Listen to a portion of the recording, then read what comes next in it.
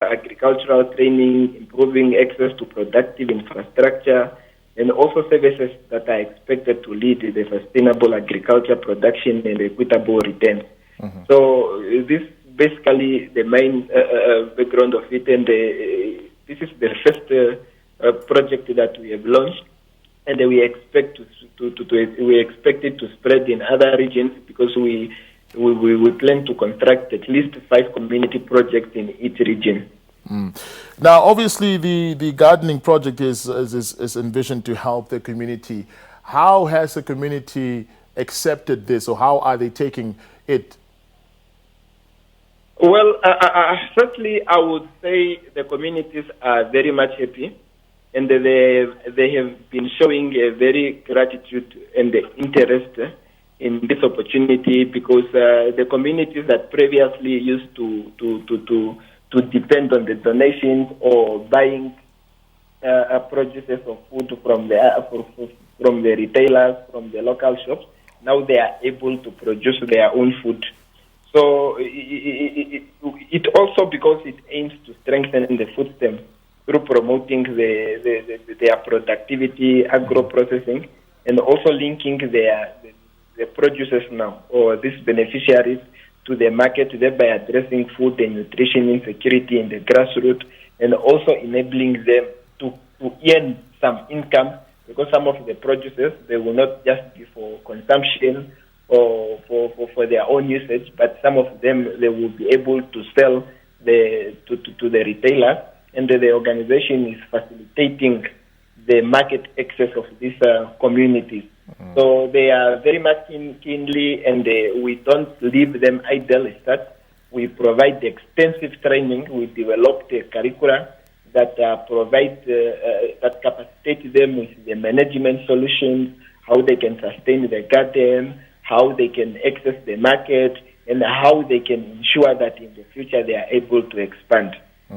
We're looking at some of the visuals there, and I see there are a lot of kids that were surrounding you when you were busy in developing that garden. How important is it to start off this type of ideas and to instill a sense of, self-sustainability in young children? Well, firstly, I would want to highlight the issue of agriculture and the generation problem.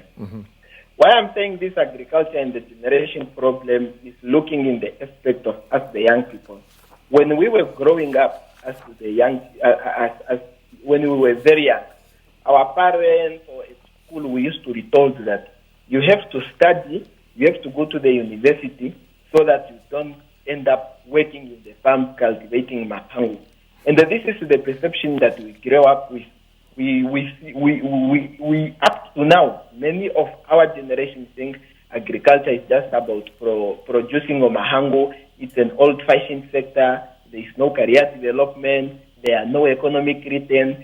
It belongs to those that filed to prosper in the university or to prosper in the office work, or it belongs to the old age or the pensioner. So it's against this background that we feel we don't want to repeat the same mistakes that have been done in our time of upbringing. And we have to find a strategic solution, which firstly to empower the very young children, to teach and create awareness in the young children that agriculture, there are a lot of plenty of opportunities. It's not just about producing mahango or the traditional way of farming, the equitable return. So it's just one of the strategies to instill, because we have been, the National Development Goals and the Harambee Prosperity Plan, they all emphasize that we have to steer Namibia towards a food-secured country, a self-sustainable country. And we can only achieve this if we really involve the young people at a young age to get interested into agriculture. Because like currently, most of the farmers are aging out. They are in the 80s, they are in the 90s, and it's very few of the farmers that have been previously, like the young people that have been previously in the agricultural sector. So it creates threat that in the future, if we are moving in this direction where young people feel agriculture is not a sector to go, then we are seriously going to have a big problem in terms of the food security. We are going to spend more money buying food from other countries. So this project is very, very, very much necessary, very, very much needed, and it must be instilled in the young children. All right. Haikali, just some final remarks to young people who are also having similar plans to, like the type of plans that you're having. What's your piece of advice for them? What's that? What is your piece of advice for youth like yourself who have also have an interest in agriculture and implementing the type of projects that you are currently busy with? Well, firstly, I just want to highlight that ours has always been a bottom approach because we believe in the sustainable and effective rural development that starts with practical work, listening to the young people's needs, addressing through policy advocacy the challenges that are facing the young people, and ensuring that the market actually provides realistic and economic opportunities for the young people to prosper, in a sense that they can be attracted from other areas of working environment to come to work in the agricultural sector because of the opportunities that are there.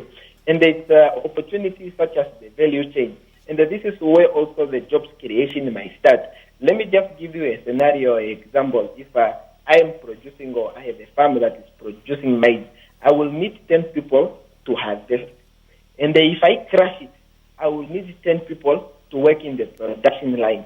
And again, if I am packaging it, I will need extra 15 people to do with the packaging and the loading it.